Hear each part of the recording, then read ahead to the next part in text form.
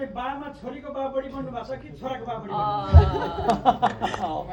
Good question. एउटा बा कसरी छोरीको वा छोराको बढी बन्न सक्दैन होला जस्तो लाग्छ भूमिकामा मैले नबुझेको हो प्रश्न कि म अल्मलिए ठ्याक्कै हजुर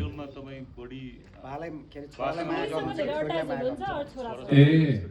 दुवैसँग उत्तिकै छु तर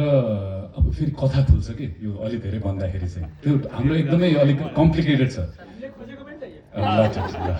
कथा चाहिँ खोल्दै नखोलौँ भन्ने हो प्रश्नको लागि धन्यवाद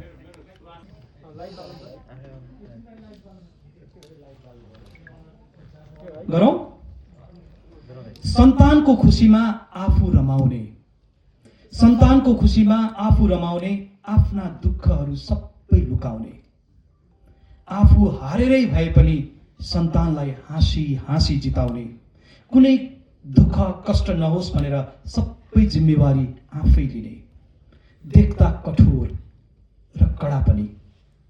तर भित्री मन खुवाको जस्तो मेरो बा मेरो हिरो मेरो आदर्श मेरो बा जीवनका हरेक क्षणमा हाम्रा लागि सङ्घर्ष गरिरहने लडिरहने अनवरत रूपमा अगाडि बढिरहने बा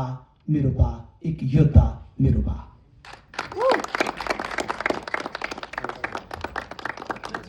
अगाडि आउनु होला सुप्रज्ञा शर्मा मैले तपाईँलाई पनि अगाडि बोलाएँ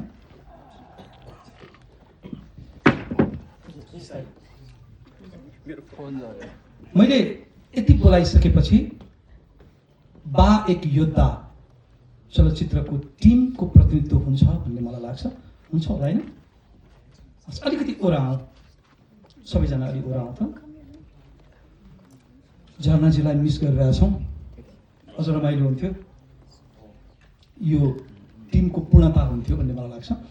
अब बा एक योद्धा भदौको 19 गतेबाट प्रदर्शनमा आउँदैछ बाका कुराहरू जति गरे पनि कम नै हुन्छ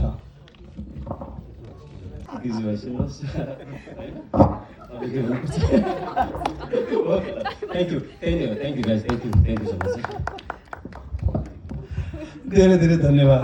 अनिलजी तपाईँ रमाइलो मान्छे गजब